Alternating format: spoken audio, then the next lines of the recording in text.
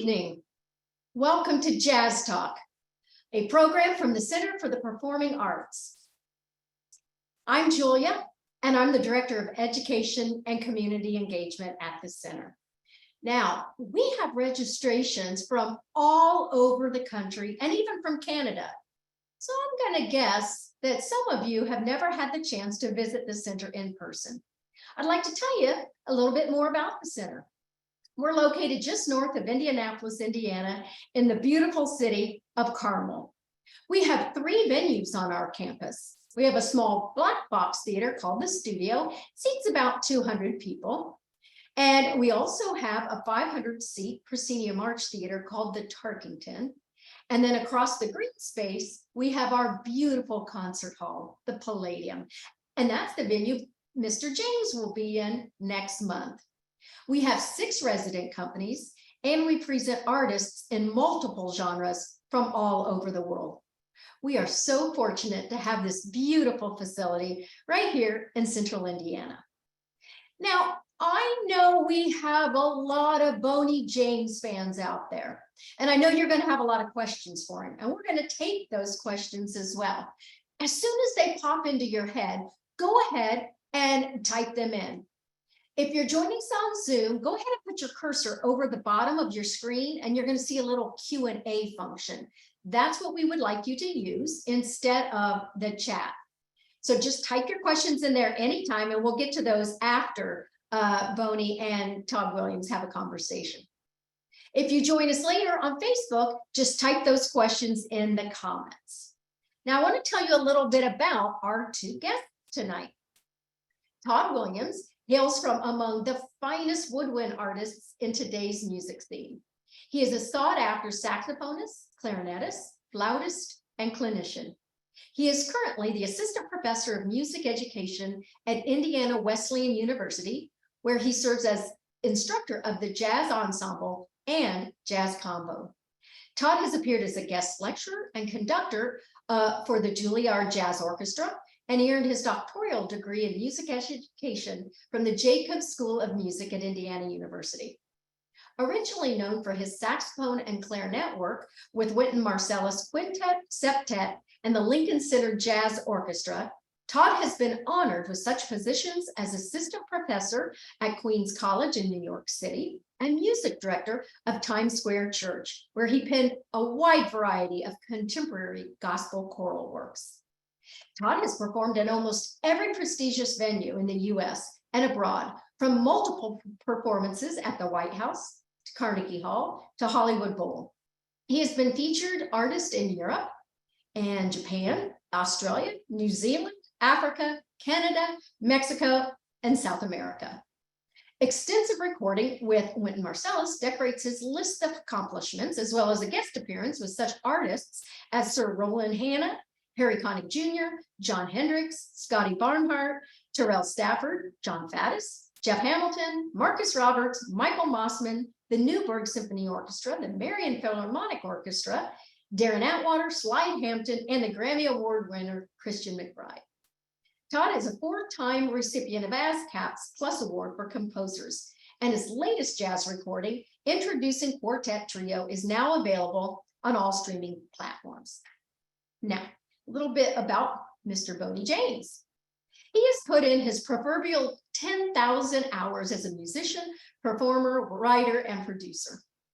At the age of 10, this New Rochelle, New York native picked up the sax after 2 years of playing the clarinet, and he never looked back. Parlaying his love of R&B, Motown, Stevie Wonder, Earth, Wind and Fire, Curtis Mayfield, and Grover Washington Jr. into a musical aesthetic. He turned pro before he was 20 years old and became an in-demand touring sax and keyboard player for Morris Day, the Isley Brothers, Tina Marie, Bobby Caldwell, Randy Crawford, and many others. Increasingly frustrated by playing other people's music, Boney launched his own solo career with 1992 Trust on the indie Spindletop Records. His subsequent 17 studio albums, including a pair of Christmas records, have been released by Warner Brothers, Verve, and Concord, with Seduction, Sweet Thing, and Body Language all certified gold by the Recording Industry Association of America. In 2015, Future Soul spent 11 weeks on top of the Billboard Contemporary Jazz chart and was the best-selling contemporary jazz record of 2015. During his 30-year career, Boney has earned 4 Grammy nominations, 2 NAACP Image Award nominations, and a Soul Train Award.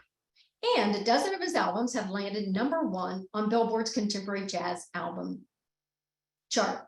His collaborators include a who's who of R&B artists, and we are just absolutely thrilled to welcome him back to the Palladium on February 18th. Boney and Todd, please join us. And we are so excited to learn more about your career and your touring and your music. So I'm going to go ahead and turn off my camera and mic, and everybody, don't forget, go ahead and type in your questions whenever they pop into your head. Welcome, Boney and Todd. Thank Hey, you. hey, Boney. What's up, Todd?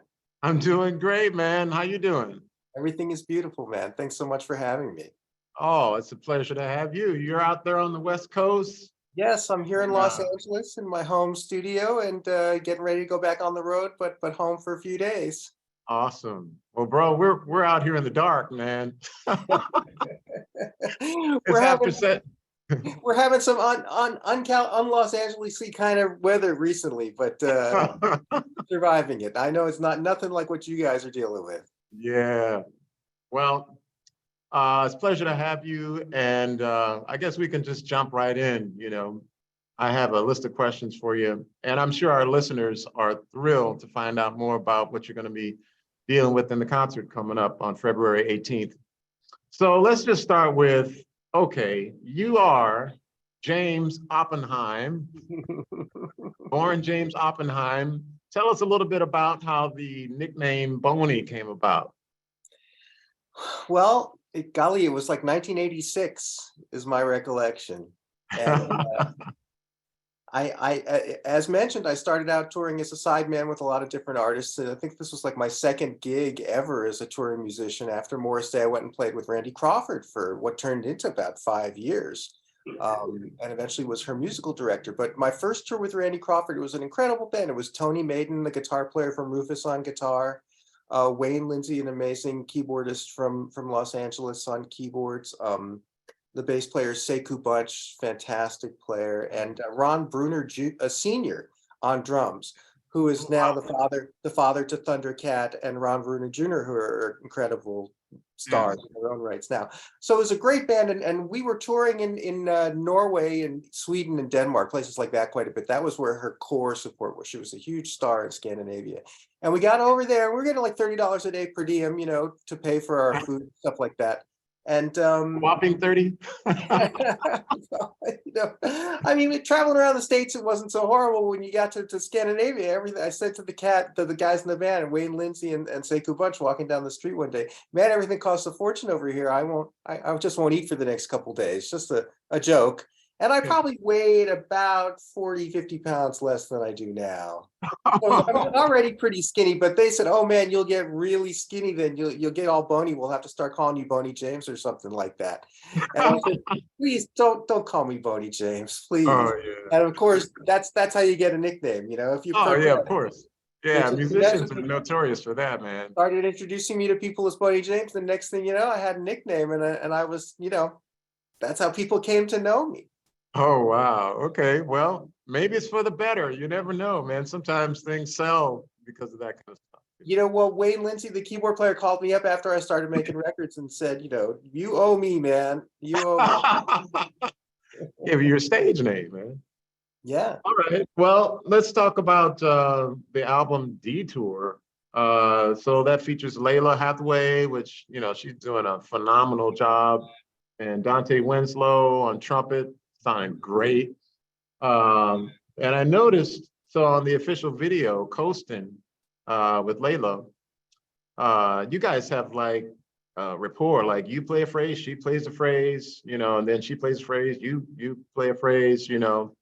And so I was actually wondering, because I know, you know, when you're in the studio, there's like that thing where you can't talk to anybody and, you know, you're not gonna just map out the entire thing because you want it to be spontaneous, you know. So What are some things that you were thinking about in terms of when you would listen to her phrasing and then how she would listen to your phrasing? Like, how could you tell that she was going to end a phrase and then like what would be like an indicator for you to start playing, you know?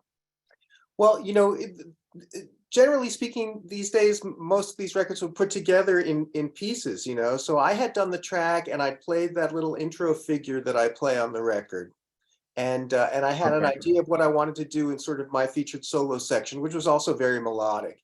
But I had no idea what her plan was for the vocal. I had sent her that demo with that little bits of sax on it, and Okay. and she came over to my studio right here, and I hadn't heard what she'd done. She said, "I got something I like, so I'm going to come over. Let's record it, and hopefully you're going to like it." So she Oh, came wow. over and sang.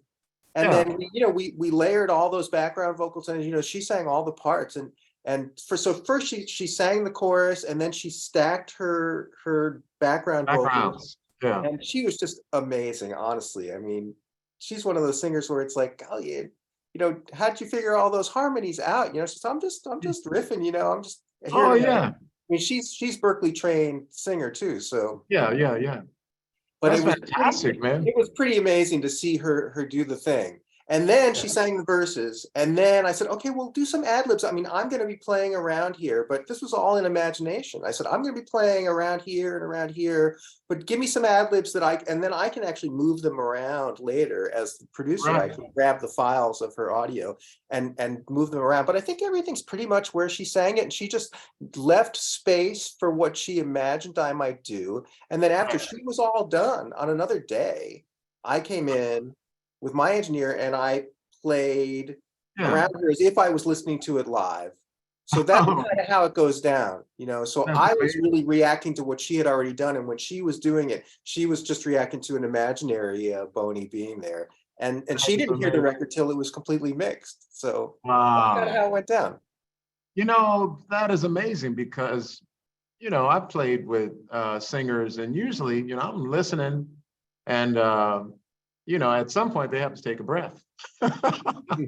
And so I'm listening to when you can, jump in and, Right.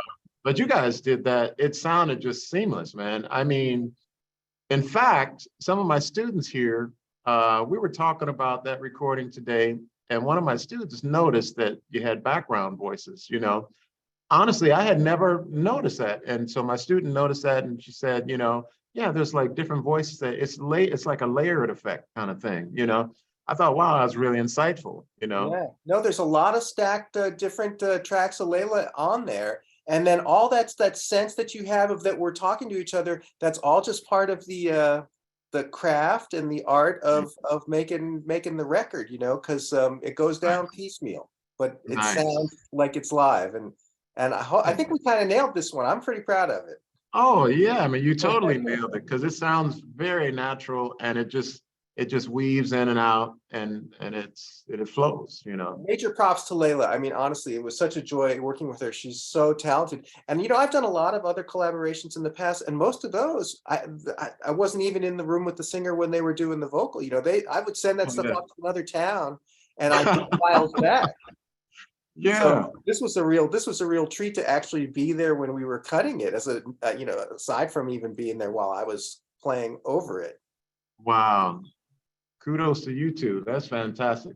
All right. So I noticed on the tune Detour, on that video, there's like this animated kind of theme and swimmers in particular. How did that happen? Like it's people taking dives off the diving board. Like, Well, that video, what is her name? Oriana, I want to say. She's a French artist that my record company hooked me up with, and they showed me another animated video that she'd done for Butcher Brown, okay. another band on the Concord label, and it was Yeah. just pretty amazing art, And they said, Yeah, "Would you yeah. do something like this for your record?" And I'm like, "Yeah, sure." And so that was really just this French graphic artist, animator.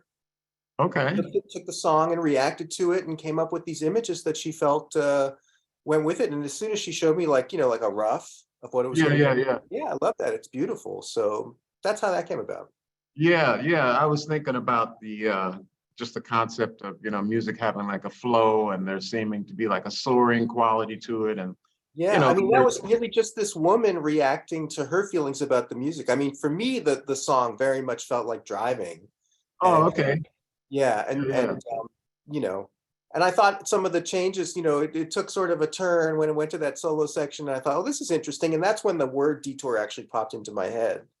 Okay. Yeah. Okay. So But maybe since she then, I've was realized we've all been on this detour for the last couple of years. So, I mean, it's a really great totally, title for the record. totally. I was thinking maybe she's thinking about driving underwater. Right. So, It's definitely about motion, though. okay, nice. I was thinking, all right, so the tune "Bring It Back." Hmm.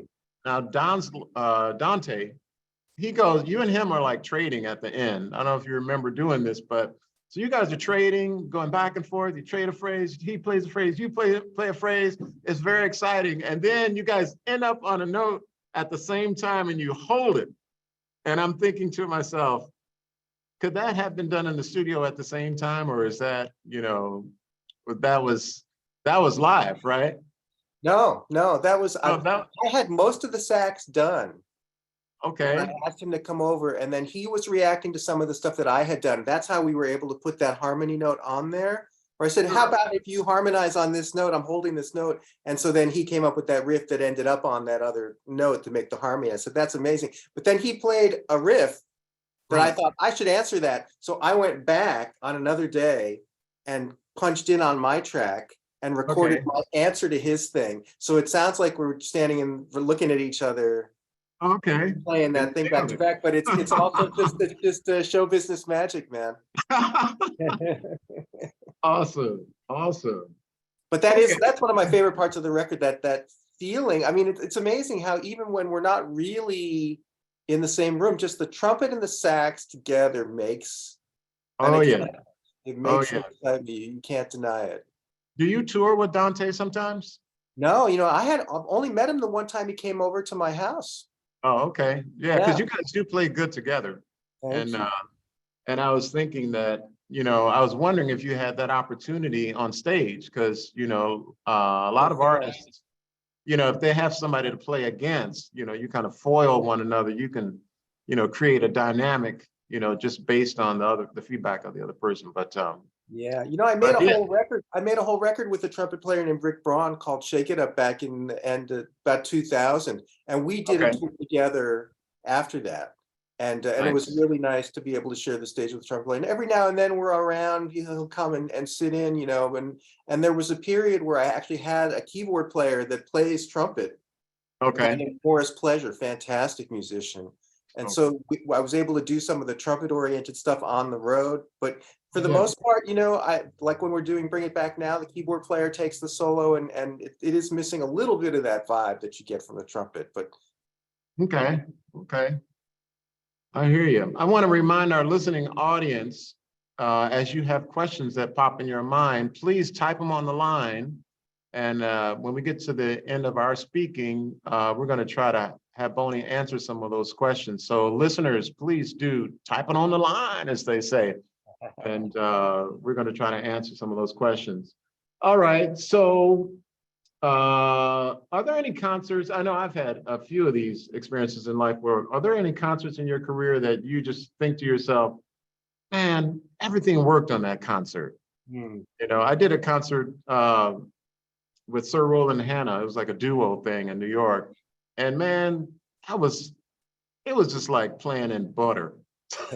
Just everything worked, and I was wondering, surely at some point you must have had that, where you just kind of felt like, that really was what I was hearing in my mind, and it happened. It worked. Tell me about some of those moments. Oh golly, there's so many. It's hard to, you can't really even count, because I mean, luckily I've been, working pretty steadily for a number of years now. So Oh yeah. and just that magical feeling that you have on stage when the band is cooking and the crowd is Oh, really listening and right, the right. horn is working and you got a good Oh groove. yeah. You're in that space, where The reed is working. the reed is working. Yeah. Well, but just where you're not really conscious of anything, you're just in the music. It's this all-encompassing feeling that music especially live music, can give. And Nice. it's just magic. I mean, that's what made me fall in love with the whole idea of being a professional musician. Was the first time I tasted that when I was younger. And Oh, yeah. it still excites me and thrills me to this day. So, luckily there's been more great nights than bad ones. That's a good feeling. Yeah, well, that's why I spent so much time practicing my horn too, so that when I hit the stage, there's nothing in between me and the music, and I can get all that other stuff out of the way, and just That's right. Keep it relax all and there. enjoy the experience of being up there. That's a big part of it. Yeah, yeah, I hear that.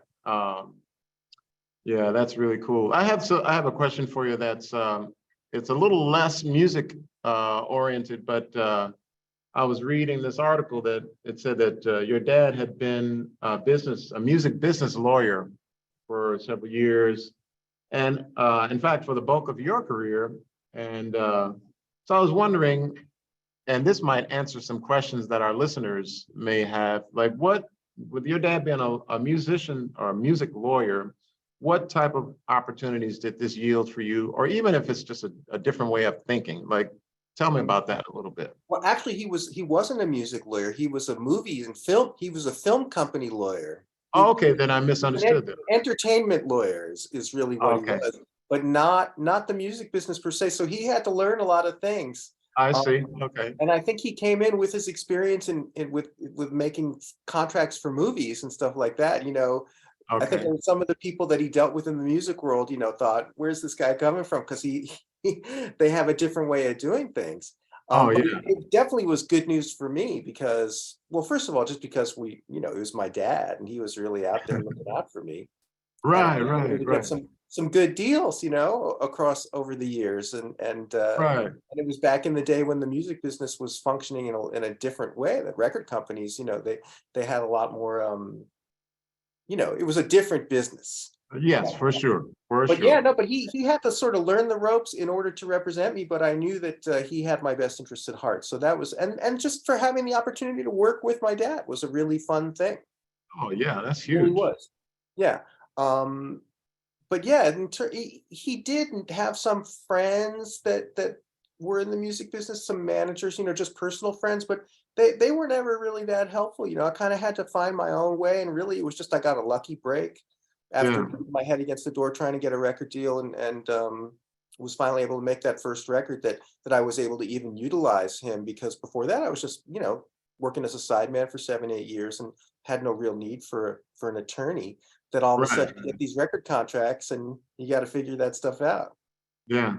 So what would you, if you had to give somebody, a musician, an up and coming musician, and you wanted to give them advice, what type of advice would you give them in terms of the business? Well, I mean, it really depends which aspect you're talking about. There's so many different tendrils to the business. I mean, there's the whole live thing and the publishing thing and the record thing, and it's all very specialized. Okay, yeah. But definitely it helps to get someone you can trust that has knowledge of the ins and outs of the business, be it a manager or an agent or an attorney that can Yeah, advise you, because there's a lot of pitfalls people can make, and you yeah, definitely want to protect your rights, and it's difficult, but I mean, it's hard to give advice because everyone has to find their own path. I hear you. I It's hear you. all different for everybody, but definitely, if you can find someone that you trust, that can advise you, if someone gives you a contract, I wouldn't sign it until I had an actual attorney look at it, you Well, know? that in itself is good advice. And always read that stuff yourself. I mean, I've sort of learned over the years how to read a contract and understand what it's saying. And some of that Yeah, language is pretty dense, but that's it's really helped me, you know, I did get some advice from a friend of my dad who said, watch and learn, anything you can, watch and right. learn. Yeah, So reading a contract, that's something that it's helpful to be able to know how to do yourself, so you know what it is that you're signing. If you have questions, just ask them. Don't be embarrassed to ask a question if right. because you think it's a stupid question, because it's no stupid questions, is my opinion. That's right. That's right. All right. Just a couple more here. So how much was Grover Washington one of your influences? I mean, he was definitely one of my he's one of the first people I listened to live at the Bijou, you know what I mean? And so how Yeah. about you? Well, I tell this story on stage, every night that, I wouldn't be standing up there holding a saxophone if I hadn't heard Mr. Magic in 1975, That's and, right. and that Bob James thing comes in, the go-go drums, and then Grover with his beautiful tone and this Oh yeah. incredible, 8-minute song. And it's just, it Right. was like, because I had been playing the horn for a few years at that point, Okay. and I loved it. It was still my favorite hobby, Yeah, yeah. but I was not responding, with the love for the Charlie Parker and stuff like that. I was playing alto, and Okay. teachers got you trying to learn the bebop, and I loved the sax playing, but the music itself, I loved R&B music, Okay, yeah. Yeah, yeah. So Grover was really, when I was a youngster like that, that was the first record I heard that was like combining the saxophone that I loved with the funky grooves that I loved as well. And Yeah. then the whole mid-70s period, there was like then an explosion of music like that you could find, and That's right. got, That's right. you got Don Myrick playing on Earth, Wind and Fire records. Oh yeah. That's And famous. so, Oh yeah. exactly. So that was kind of what sort of opened my imagination to music, more so than straight ahead jazz had to that point, even though of course you got to learn it just to play the horn. Yeah, yeah. I hear you. Okay. Well, before the show, we were just talking about that idea of mouthpieces and equipment, and the Drake mouthpieces, and you played that for a short time. What did you like about that mouthpiece? We're talking about Drake mouthpieces. Well, I had been playing a Gardala. This is a metal mouthpiece, and it was super bright, and that was what I played for the first X number of years. And then I somehow I came across Aaron Drake, something online, and we started talking, and then so he sent me this mouthpiece, and we worked on it, and I just sort of fell in love. It was a hard rubber mouthpiece that I think gave me a slightly warmer sound and a more of a mature sound that I really liked, and yet it was still really comfortable to play. So then that became the Boney James signature mouthpiece, which Oh yeah. he was selling with my name on it, and he still is, even though, as I explained earlier, I've moved on to another mouthpiece now, after Oh yeah. playing with Drake for a number of years and a number of records. So I think the Sure. whole Honestly and Future Soul, I think we're all on the Drake, but Okay. since then I moved on, and now I'm playing another one, although it's still a hard rubber mouthpiece. Yeah, yeah. Very nice. Yeah, you got a really warm, beautiful sound, man. I really dig it. So I just have one last question for you before we go to our audience questions, which is, so what musical dreams are still in queue? You've done a lot of different stuff, man. You've played all over the world. You played with some big names. Some of those people, their music was like really right at the cusp, in the 80s. A lot of that music is just like, it was right out front, man. So what's on cue for you in terms of like things that you're saying to yourself, I still would like to do what? Well, I mean, every day I get up and think about trying to play a little bit better than yesterday, and definitely that still gets me going. I mean, I'm still interested in trying to play better. There's that great Pablo Casal quote, the famous Right. cellist who was in his 80s and was practicing, 4 or 5 That's right. and somebody said, "How come you still practice so much in your 80s and you're such an accomplished musician?" He said, I feel like I'm making progress." That's right. That's right. That's So fantastic.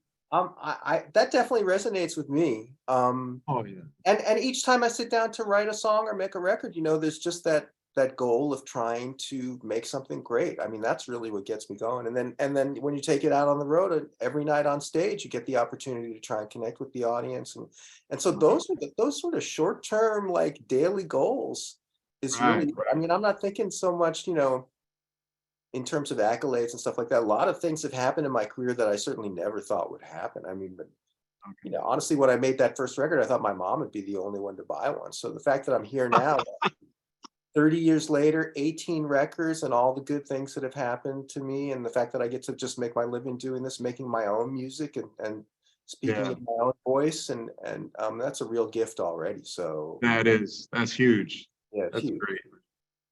So I'm very Wow. grateful. Yeah. Thank you so much. I want to turn it over to Julia because Julia's got some folks waiting with questions of their own. And so, Julia, who do we have waiting on us, and what do they want to say? I'll tell you what, I think we've got the most questions already of any of our jazz talks. We've got over 20 questions that have been posted. So we might have to do kind of a lightning speed round here. I'll try and All right. keep it brief. I'll try and keep Get it ready. The first question is from Mark, and he just wants to know, hey, you coming back to Clearwater anytime soon, or the Monterey Jazz Festival? I just saw an offer for a show in Clearwater coming up for the summer, so I would say yes. Yes. Good. What about Monterey? That's all up to the promoters. I think if there's a specific festival that people want to see us at that we're not at, write an email, an angry email to the promoter saying more Boney James. Yeah.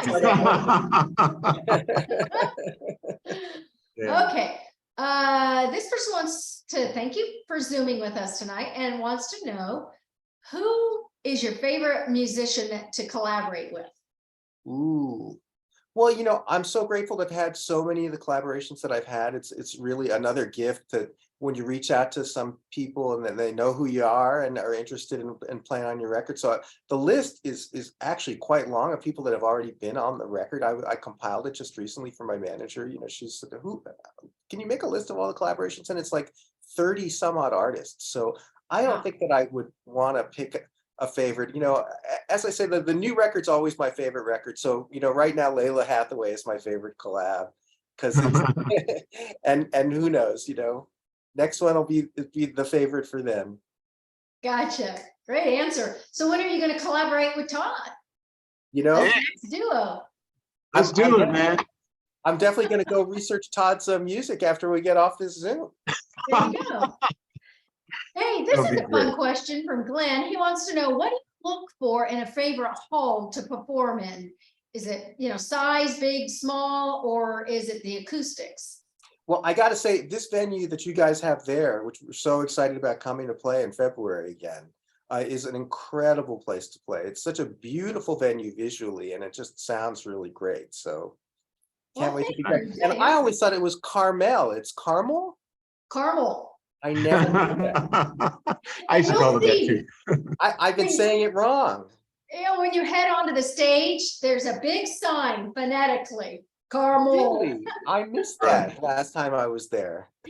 Well, okay, so we've got that one. Oh, go ahead, Bodie. But there's a great line in a movie called Hoosiers about basketball, where Gene Hackman says the basketball court's the same size everywhere you go. And I kind of feel that way about stages too. It can be a small club, it can be the Hollywood Bowl. Every time I'm up there, it's the band and the audience and the music, and it's all good. Yeah. Right. Great. All right, Mike wants to know, he says, as ardent Boney fans, we all mostly know what your musical influences, what they hail from, but when you're not listening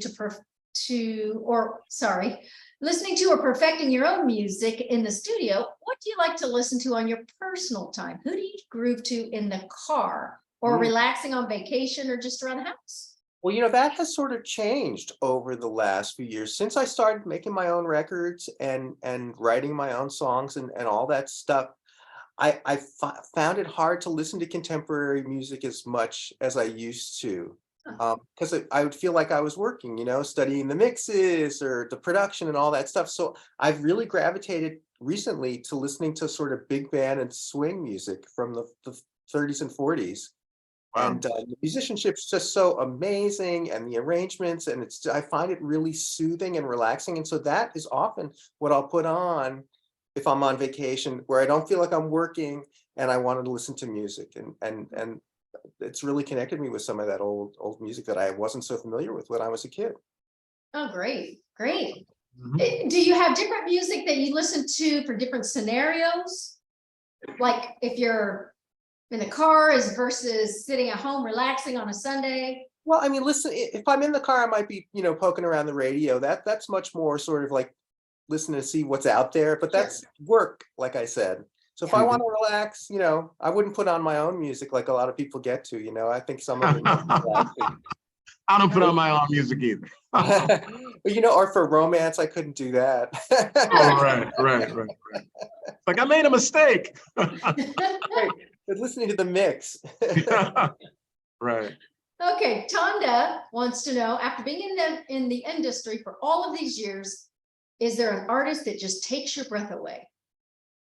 Oh my gosh, there's so many artists I admire, and there's some really great people coming up these days that I admire. But I mean, I probably still, for me, it's Stevie Wonder would be, my all-time favorite, artist, where I could say, pointed, just dozens and dozens and dozens of songs that are just like mind-boggling how great they are. Oh yeah. Yeah. I'm sure a lot of people would answer Stevie Wonder. Yeah. Okay, I'm gonna not get this name correct. Kashina, I think is her name. She says Future Soul is her favorite album and wants to know, where'd you come up with that title? Is there a meaning behind it? Yeah, well, really, it was just me. As with all the titles for the records, it's sort of a challenge because I'm more of an instrumentalist. I'm not so verbal. I don't write lyrics and things like that, but it's part of my job to sort of listen to the music and see if I can come up with some poetic way to communicate to the audience what feeling I'm getting from it. And that record was really just that. It was sort of futuristic sounding soul music to me. I was experimenting with a lot of different production techniques in my studio, and yet the songs themselves had a very old school kind of flavor to them. So it was just this melding of two different things, and then I got a little inspiration, and the word future soul popped into my head, and I thought, well, that could work. Yeah. And It's a great name. It Thank really is. I mean, it says so much just in the name. Yeah. Okay, so Peyton says, hi, I'm Peyton. I'm actually a musician myself from Indiana, and they're known for their saxophone playing, but they also sing and rap. They're wondering, what is something you wish you knew before you got to where you are today in your career? Ooh, that's a tough one. I'm still learning, what do I wish I knew? I don't know. I mean, just as a person, I wish I knew that you don't have to worry so much about things and that worrying is a waste of time. I used to think that if I was worrying about something, I was finding a solution or planning. And quite often I find that it's just better just keep your head down and focus on the music.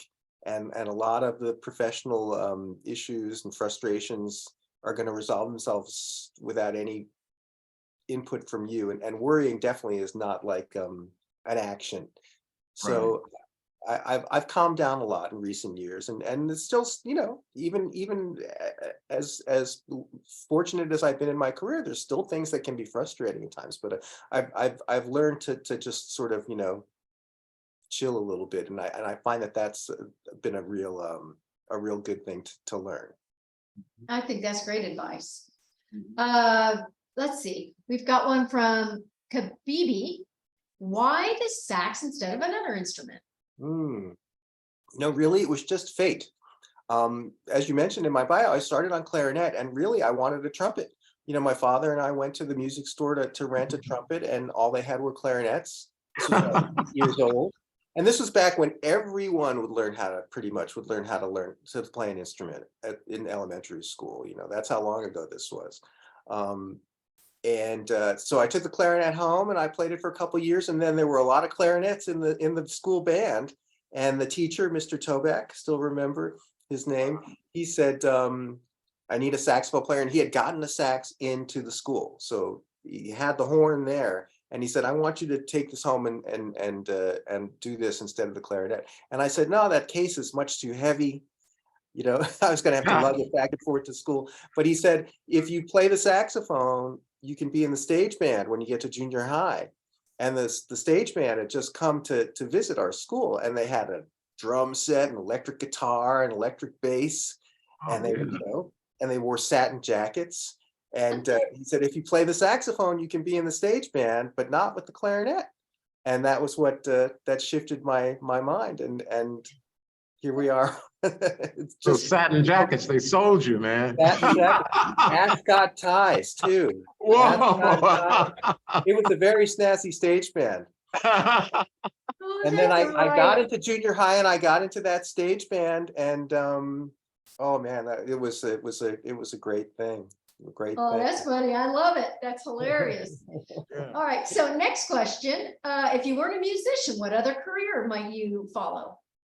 I think, well, I think at first when I was younger, I thought I might, be a lawyer and follow in my father's footsteps. I always did pretty well in school. I studied history. Originally, that was my major in college because I thought I was going to go to law school. But when I was in my, first year of college, I realized that music was the one thing I really cared about and loved, and that I couldn't live without it. So. Wow. Yeah. Wonderful. Okay. Wow. Questions are just rolling in still. Have you ever considered doing an album other than R&B or jazz? Um, I think, when I started making records, my real focus was always to just try and be true to myself, and just follow the music where it led me. And when I sit down to write, this is the music that comes out. And I think that I don't even think that I would ever make a real straight ahead record, because I don't think that of that as my voice. I'm much more groove oriented, melody oriented, and that's I've found a way of communicating through music that is natural for me, and I think that's why it's identifiable when I people can hear my records and know that it's me. So I'm not sure that I would deviate from that. That was my whole reason, was just to you know open my mouth and sing, as it were, only through the saxophone, and this is the way I sing. So. Yeah. That's fantastic. I love that. That's a mm, great approach. Yeah. Love that. Okay. Well, this one's a little different. wherever you are. Gretchen wants to know. She says, "We love your signature hat. Would you ever consider selling a line of Boney James hats for fans at concerts?" Well, I would consider it. I mean, hats are expensive to make, I think, is the thing. I know Marcus Miller also wears a hat, and I think he does sell hats. Um, but I do have an online store at my website, and they've got T-shirts and hoodies and tchotchkes and stuff like that. But we haven't actually done hats. But I would never say never. I know Santana sells hats. Yeah. Yeah. Very So, good. Oh, we're going to look for that for the next holiday season. I don't think I don't think we would sell them on the road. I can't imagine lugging around a big crate of hats. Yeah. Okay. So let's see. Lots more questions. We'll try to get to them all. Felicia says, "Hi, Boney. My fave album by you is Body Language. If you could pick one, which is yours? And by the way, I've seen you every time you have visited Chicago. I absolutely love you." Thank you so much. Really appreciate that. Do I have a favorite record? Like I said, I think it's always the new one. But I'm pretty glad that when I do happen to hear some of my other music, my older records, Body Language included, that I think, what, that doesn't suck too bad. I think some of that music has stood the test of time, and that record in particular was pretty special because we had a live orchestra. I worked with a great arranger named Jerry Hay, who Oh, yeah. Quincy Jones and Michael Jackson, and Sea Wind was a band that he was in. But then he went on to become sort of this really A-list arranger, and he wrote some string charts for some of the songs on that record. And we had a pretty big budget because we were coming off the success of Sweet Thing, which was my first, my first gold record, even though the earlier one did go gold after that. But the label was like, yeah, spend this money. So we had a live orchestra on some of the songs, and that's still pretty special sounding to me today when I do hear that record. Nice. Very nice. Brenda must really be a big fan because she actually knows some of your wife's favorite songs. She says, from your Solid CD, your wife's favorite is Luna. What's her favorite from the Detour CD? Oh my gosh. I think she likes Coastin', the Layla Hathaway song, best. Yeah. Oh, great. I can see why. That's really such a nice flow to it. You know what I mean? Yeah. Really, really great timbre of sound, and it's relaxing. You could listen to it all day long. Definitely got a vibe. Mm-hmm. And the lyric really tied it all together too, because she heard that and came up with this these images, and it sings the feeling of the song in a way that's Right. Great. Well, Peyton apparently is an emerging artist. He's a saxophone player, or she. And this year they have a goal of creating a smooth jazz song to offer over streaming. They want to know if you have any advice when it comes to the songwriting process, and what are some of the starting steps in your process? You know, for me, the songs start lots of different ways. I can be just noodling on the horn and come up with a scrap of melody, or I sit down at the keyboard and just play around. Some chords will suggest themselves, or even sometimes a groove, or collaborating with other people. The guitar player in my band was playing some stuff at sound check one day, and I wrote some songs off of that. Because I just heard something. I heard a melody, and I keep this old school memo recorder around, and I just sing into it. It's just really easy to hit record and sing on this thing, even easier than on my phone. Yeah. And then I just go and listen to the little things that I might have hummed in here, and it's just sort of knowing when you're getting an idea, I think, is important. Right. And to not say, oh, I'll deal with that later. If you get an idea, yeah, you need to sing it and then go back to it. Have the discipline to do that, and see if you can you fashion that into something. And it doesn't happen all at once. It's a process, So I mean, I can get an idea, and then I'll put it in a folder on my computer, and then I'll listen to it again, and then maybe I'll add something to it, and then I'll add something else to it like a couple weeks later, and then just having the know you're getting some inspiration, put it down, and then don't let it go. Keep poking at it, and next thing you know, you got a song. Nice. I do that too when specifically in the early morning. I tend to hear little melodies. I don't know why that is, but my mind is free, Right. So I grab my phone and sing into my phone, and I got all these ideas on my phone, So yeah, you gotta, if you get an idea, you gotta remember it, That's right. I mean, there's that great story. I think Christine McVie just passed away from Fleetwood Mac, and she told a great story about writing Songbird, where she woke up in the middle of the night, had the idea, but didn't have any way to record it. And so she stayed up all night just playing the song on the piano until she could get to the studio the next day, because this was, back in the day when they didn't have, and that's how that song lived, Wow. That's a great story.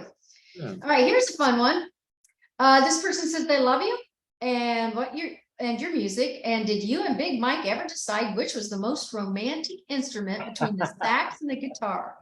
Well, this is from a little bit of shtick that we do on stage during the show. Big Mike is the guitar player. Big Mike Hart is a guitar player that we co-wrote one of the songs on the new record called Memphis, and he's been touring with me for the last couple of years, and we play around on stage, deciding which is the sexiest instrument, the guitar or the saxophone. So I still have my opinion. That's hilarious. Let's see. Oh my goodness. Which one to ask you next? What fond memories do you have of your days with the Crusaders? Do you have anything that really sticks out in your mind? I actually never worked with the Crusaders, just with Randy Crawford, who was the singer, had worked with the Crusaders. I did get to hang out with Joe Sample before he passed away a few times on one of these cruises, or a couple of the cruises, the Smooth Jazz cruise, which I'm taking off on next week. And Joe Sample was doing that. I actually got him to play on one of my records, one of the other collaborations that I did. So that was a true honor to meet Joe Sample and have him play on my record and hang out with him.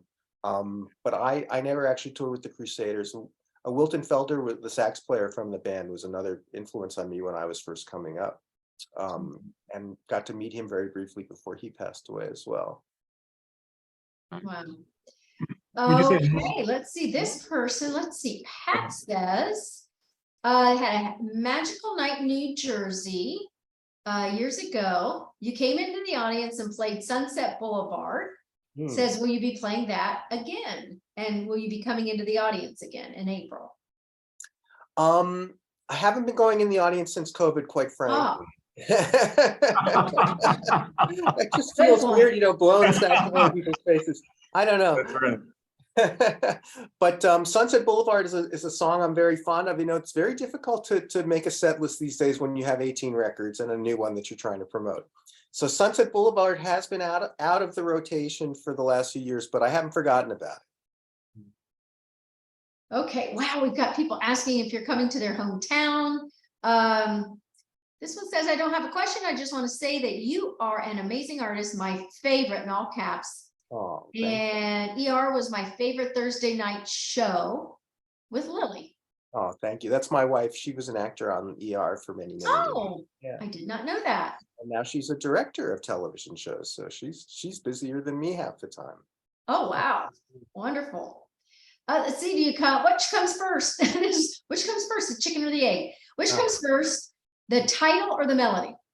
Oh, definitely the song comes through. The title is usually the very last thing I think of. And often it's down to the wire, where it's like, I need titles, but they keep coming, and some of the titles I think it turned out pretty good. But yeah, like I said, I just have to listen to the song and try and close my eyes and see what the vibe is that I'm getting, and then how can I communicate that in a title?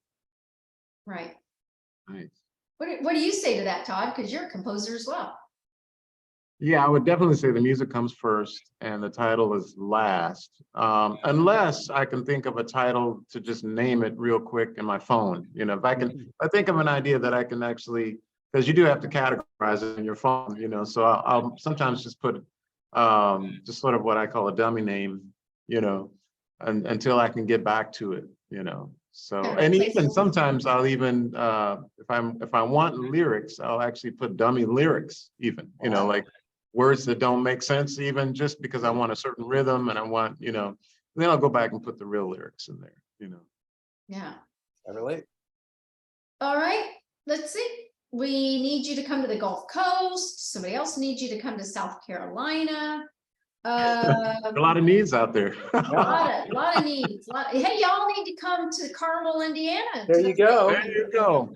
Yeah. Hey man, this is going to be, I know you've played there before, but it's always an excellent experience that I have at the Palladium. You're going to really enjoy the crew. I mean, you already know, top notch, super professional establishment. This is a great bunch of people you're going to be playing with. So we're super excited to be coming back to the Palladium. Absolutely. Well, we're super excited to have you back. Okay, we'll take one more. We still have a lot of questions, but I want to be respectful of your time because I know this is crazy time for you touring. Anthony wants to know how you decide your set list for a concert, what songs you're going to play. Yeah, it's tougher and tougher, as I've said, there's certain songs I sort of have to play. Sweet Thing, Ain't No Sunshine. There's a song called After the Rain that was on the Sweet Thing CD that I have to play it.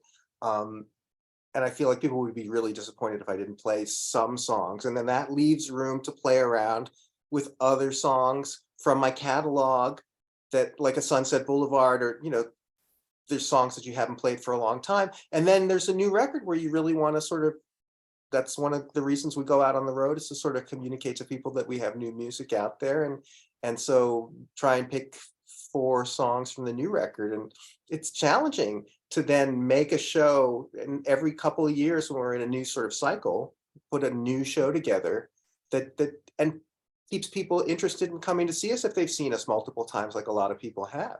So it's a challenge to make a set list, and I take it really seriously. So is there kind of a formula to creating a set list? I would think, you just mentioned the songs that people want you to hear, but is there a way of weaving the songs as far as the familiar that they want to hear, introducing new songs, but also are you trying to take them on some kind of an emotional ride as well? Yeah. And it's purposeful where you put the songs to create that emotion. It's all of that. It's familiarity and tempo and flavor and vibe and intensity and all that stuff. You're trying to weave some sort of experience to make it a show and not just a collection of songs. So it's definitely one of the sort of fun, challenging, another avenue for creativity is putting the show together itself. Yeah. Well, you obviously do a remarkable job. I'm working on it. I'm because working your on shows are always it. packed house. I personally want to thank you. Todd, did you have anything else for Boney?